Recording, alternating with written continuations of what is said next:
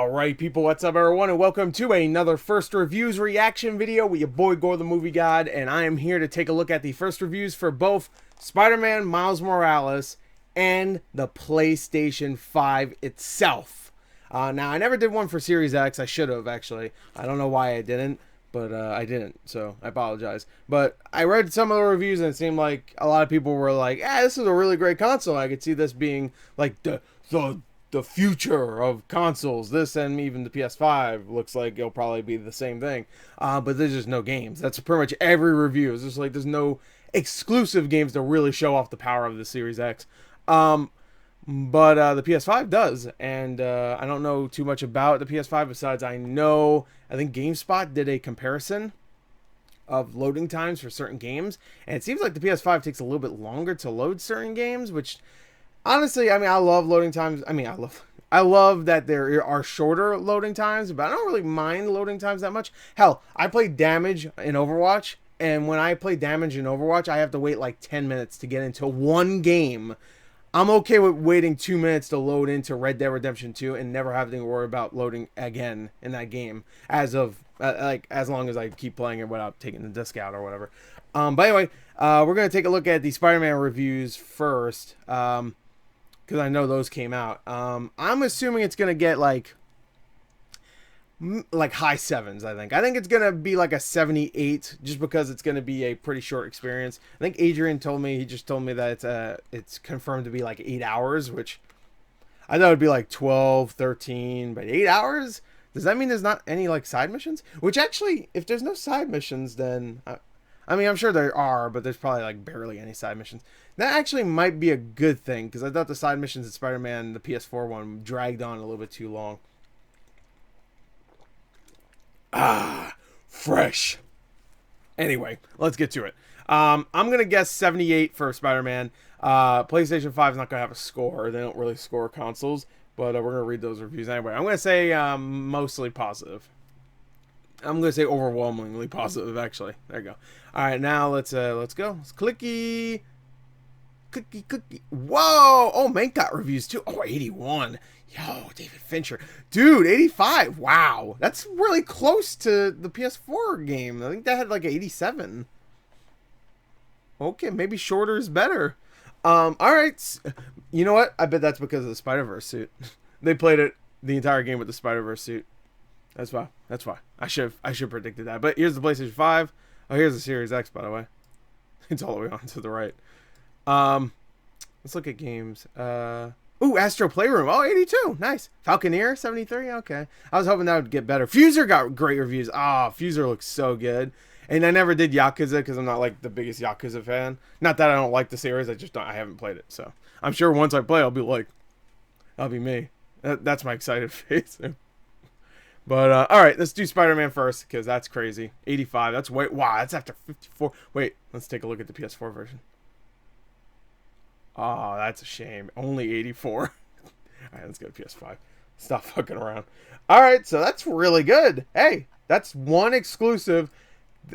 Well, I guess not. It's also on PS4. But that's one game that's coming to PS5 that is going to be a legit good game. So already with that and Astro's Playroom, it has beaten the launch of the PS4. Because the PS4 had an abysmal launch when it comes to video games. Besides Resogun, Killzone was mediocre, and Knack was Knack was legendary, but it took us a little while to figure that out. At the time, we didn't really care for it, so I have to go by what I thought originally. But now, of course, that's a fucking masterpiece. Anyway, 10. Look at all these 10. Oh, okay. I thought there'd be more 10. IGN gave it a 9 out of 10. Which one do I review first? You know what? Let's read the worst one. Here's the unscored ones. Telegraph gave it a 6 out of 10. I'm sure they're getting comments. Perhaps inevitably, on PS5, the game itself almost feels like a secondary concern to the tech demo, but... Wait, what? Like a secondary concern to the tech demo, but developers Insomniac deserve credit for delivering an experience that... I'm a little confused on what... Alright, experience that's at once both familiar enough to appeal to fans of the first game, but also with a strong identity of its own. That doesn't sound like a 6 out of 10. It seems like a 7.5 or an 8, but whatever. We got this covered. While it does little to move the needle for the series as a whole, Spider-Man Miles Morales both plays the part of a much-needed stopgap and serves as a technical showcase of what the PlayStation 5 can bring to the table. That's what I'm glad to hear. That's what I'm glad to hear. Yep, that's what I just said. I don't know what it means. I'm happy to hear. I meant to say, I guess. I don't know. Spazio Games, 8 out of 10. Marvel Spider-Man Miles Morales. That's like half the freaking review right now. Doesn't even try to reinvent the wheel, but it's enjoyable and well paced. Good, good. Well paced. That makes me happy to hear. We probably would have preferred a $4 price point for what's included in Spider-Man's Miles Morales' adventure. It's still that's not what it's called. It's still a great buy and also one of the cheapest launch PS5 games. So if you were disappointed by Avengers and we're waiting for the return of Spidey, it's time to suit up with Harlem's newest hero. Hell yeah. I want to see what, like, I'm just going to kind of skip some of these reviews because I want to see one that says how long it is, because that's, Adrian says 8 hours, but I want to see if someone says different. Maybe it's shorter, maybe it's longer, I don't know. Without a doubt, Marvel's Spider-Man Miles Morales is a much more enjoyable game than the original, and it shows off PS5's performance brilliantly. It's too bad that it isn't longer because I loved every minute of it. Okay, so they said it's pretty long. I mean, short. Being a bit shorter actually improves the pace. Thank you. That's all I was saying with Spider-Man on PS4. That game, when it comes to its story missions, it was, for the most part, fine, besides the stealth shit. But what really annoyed me is the side missions being so copy and paste. It was just like, ugh. And everybody else was completing the game. I'm like, I don't know. I can't. It's just so... Combat is fun, but when you're fighting the same guys over and over and over and over and over and over and over and over and over and over and over and over and over and over again, I'm just like, I just want to swing around and play something else. Destructor gave it a 9 out of 10. I came in fully expecting it to be a side story, but it was much more than that. Hell yeah. Put some respect on my boy. The gamer, there's something to be said for the importance of innovation in the medium, but you can't overlook refinement, and Spider-Man Miles Morales is more refined than a sugar and a New York bagel. Okay. Game Informer. No load times. No load times. Beautiful ray tracing. That's good to hear.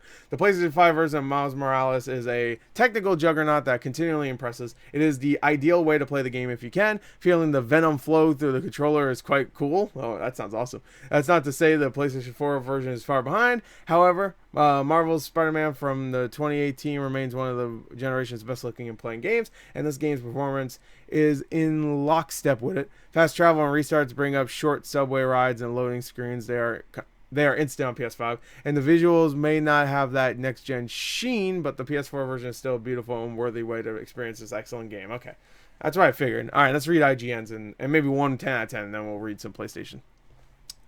Marvel Spider-Man Miles Morales may not be quite as packed with content as the original, but it stands out as an essential story in Insomniac's Spidey universe. It earns its spot as a fantastic follow-up telling a wonderful Miles-specific story while improving upon the fundamentals of the first game with distinctive moves and enemies, and it's an excellent way to break in your new PS5. It looks spectacular, it loads fast, and makes fun use of the DualSense controller, the directional audio, and more, but regardless of which generation you play it on, it's a worthy follow-up to one of the best superhero games ever made. I kind of want to get that 3D audio headset.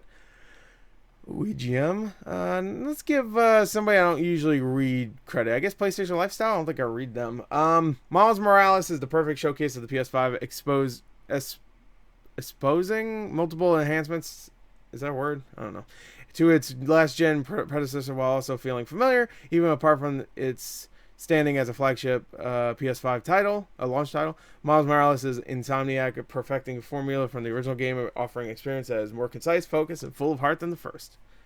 With flawless lighting, excellent gameplay, innovative immersion, and a fresh new story, Spider-Man Miles Morales is a story game that we'll be talking about for the rest of the console generation. This is how you start a new generation of gaming. Oh, wow. Okay, shit.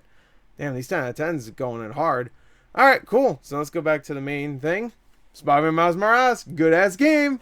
$50 too, if you don't want to get the Spider-Man remaster at least. That's some Activision shit right there. But alright.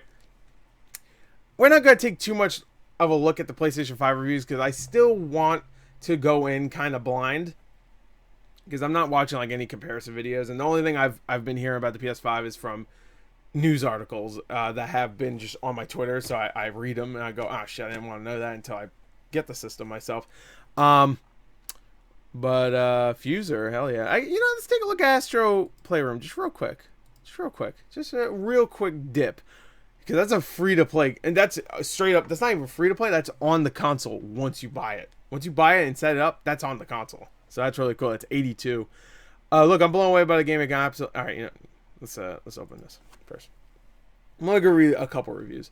Look, I'm blown away by this game. It can absolutely compete with the platforming greats, and I'm including Mario in that comment. It's that good, it doesn't overstay its welcome, it doesn't overuse mechanics or reuse stages. It's a very refined and beautiful world that I think is a tremendous introduction to the PlayStation 5 and the DualSense controller. But even if it was neither of those things, Astro's Playground or Playroom is a great platforming game that I highly recommend. That's awesome. It's free too. I'm assuming it's going to be a couple hours long though, like 3 or 4 hours long. But that's awesome. It's free. It's a free. See, that's every console needs to come with a free video game, either installed or in the fucking box with the PS5 or the whatever. It's a creative surprise for the PS5 launch. A Asobi team serves up a jump and run highlight pre-installed. Hell yeah. Let's see the weakest review. Destructoid, I guess. Well, everybody else is 7, but let's read Destructoid. Astro Bot has replaced Knack as the cute Sony mascot, and I'm okay with it. How about? Actually, yeah, I guess Sony has so many dark characters now. There's no cute mascot besides, I guess, Astro now, and Knack. It goes. Knack was its mascot for a little while. Ain't that sad, dude? Sony used to rely on its cute mascots like Spyro and Crash and like even like certain other characters that were maybe not cute but like more kid friendly, like Medieval. And I know it's people call it Medieval, but I still call it Medieval. That's what I called it when I was a kid. And what else? I'm sure there's other things. I'm just okay.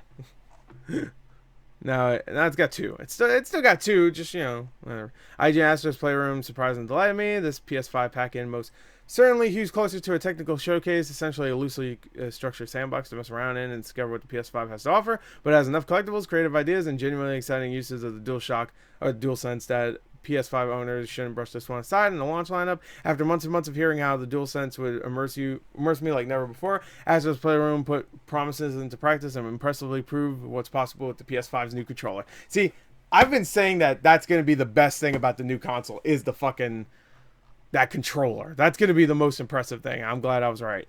There you go. I've said that before in podcasts and stuff, that it's going to be the thing that really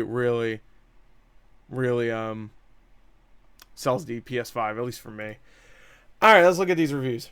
Alright, Sony's first major new game. Alright, I'm not going to read all this. What critics saying about the PS5? Alright, 10 out of 10, 10 out of 10, 9 out of 10, 10 out of 10, 9.1, 9, 9. Positive 5, 9. 9.5, 10, 9, 9, 9. Alright, here's just regular positive reviews. 8.7, that's pretty close to a 9. 8 from IGN. That's the same score that they gave Series X, I believe. With a launch lineup dominated by games that are also available on PS4. Oh yeah, you can play Demon's Souls on PS4. What an idiot. Can you play Godfall on PS4? Luke Riley? I don't think so. I'm just kidding. On the back of the generation already punctuated with incrementally more powerful hardware revisions like the PS4 Pro, the PS5 doesn't quite land as a knockout punch yet, but it's definitely got the power and speed to be a real contender. That's pretty much how I feel about both of these consoles. Okay, I want to see some negative reviews.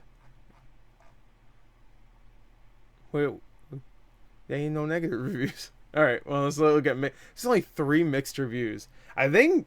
I could be wrong. I think Series X had like 6 or 7, so... But I feel like they also had more reviews, so... Because it's been out for a little longer, so... I guess it makes sense. Okay, let's see what Shaq News thought. Nothing about my short time with the PS5 offered anything that felt next gen, much like the Series X. Sony's track record with exclusives helps to ease some of my concerns, but this package is still tough to recommend to casuals, at least during the initial launch window. Okay. Actually, I would really recommend it to maybe not casuals. I guess this is technically a casual. Someone that wants to get into gaming more. I would definitely recommend a PS5 because you can play everything on a PS4. You don't even need to buy a PS4. Well, besides for like the 10 or so games they excluded from it. But yeah, I guess casuals, like people that just play like Call of Duty and that's it or whatever. And I'm not saying that if you play Call of Duty you're a casual. I'm just saying like you're not a hardcore gamer in the sense that you don't play a ton of games. But whatever, I'm sure that offended somebody. I'm sure nobody's watching at this point anyway. PS5 simply isn't a console anyone should rush out and purchase for any reason. The power generates much. Did I just read this? No, it's pretty much the same thing that guy said. Screen rant. I'm okay. Let's read San Jose Mercury News. The PS5's vision of the next generation doubles down on and refines what made its past console so great, while adding innovations that will undoubtedly be adopted by others. Okay, cool. Let's read a really positive review. A couple. Let's read God is a Geek. I like God is a Geek. As mad as it sounds to say, the new games actually feel new, and the controller and its features make everything feel special. Seriously, people raving about the DualSense, and it's for good reason. Sony are on to a huge winner here. The games are there already with more coming. The system is powerful and runs everything well. And honestly, I'm a little in love with the PS5 already. It's a great time to be a fan of games, that's for sure. Hell yeah. It's a great time for gaming. Let's give it to Digital Spy. Sony has long held the title as the most popular gaming system, and we really don't see that changing going into the next generation of consoles. PlayStation 5 is a powerhouse console that will fit into any gamer setup. I don't know about that. You see how big it is? And despite the Xbox delivering an impressive console on their own, we don't see anything that would make you want to throw away your PlayStation in Microsoft's favor. Yeah. I actually agree with that. And I know everybody's like, the Xbox fanboy, but like, there's nothing for Xbox right now for me to... I mean, I wanted to get it. Don't get me wrong, but I just want to see the Series X reviews. Let me see how many mixed. A lot of overwhelmingly positive and positive, though. I did read those, but let's see. Mixed, I think there's like maybe 6, if I remember. There's a lot of positive. Look how many regular positive, though. Here we go. So you go 1, 2, 3, 4, 5, 6, 7. Okay, so I was right about 7. Which is fine. That doesn't mean shit. Whatever. Hey, that's a lot of really good reviews, so... I wish they would give it like a score, you know what I mean? Because there was a lot of reviews there. Oh, you know what? I didn't even think about it. We should go to OpenCritic. Oh my god. Do they do console? Ugh, sorry, I got a runny nose. Do they do console stuff? Do they do console stuff? Alright, here we go. Sales will be online only. Launch day sales will be online only. Okay. Xbox Game Pass subscribers can now preload EA Play titles. Okay. New Fall Guys, Ultimate Knockouts, okay. 85, 85 for Astro's Playroom, 81 for Fusers, Falconeer has a 75. Okay, we don't really need to. I wanted to see if they had PS5 reviews, but I guess they don't review consoles on here. Okay. Alright, well, let's see how many reviews there are. 60, so that has a little bit more. 86% critic recommended, though. Astro's Playroom... They have only 29, so they have less, actually. Because I think there's like 40-something, right? Alright, well, cool. Alright, so that's good stuff. So there you go. That is my first reviews reaction to the PlayStation 5 and Miles Morales. And I guess Astro's Playroom. I won't put that in the title. The title would be way too long if I did that. But, yeah, I didn't want to read too many. Just in case. You know, I don't want to know certain things, you know. If they say like, whoa, the cool feature where you can do this, I'm like, oh no, the UI is amazing, let me describe it in this little mini review. I'm like, no, I want to go in. I haven't watched any PlayStation 5 reviews, by the way. Oh, Hades being on top, you love to see it. I love to see it. But I'm excited for the PS5, man. So many games I could play. Still haven't played Ghost of Tsushima. Still haven't played Last of Us Part 2. Want to go back and finally play Horizon Zero Dawn. And, of course, all those exclusives. Anyway, there we go. That's it. I hope you enjoyed it. Thank you. Until next time, I'll see you guys later. Goodbye.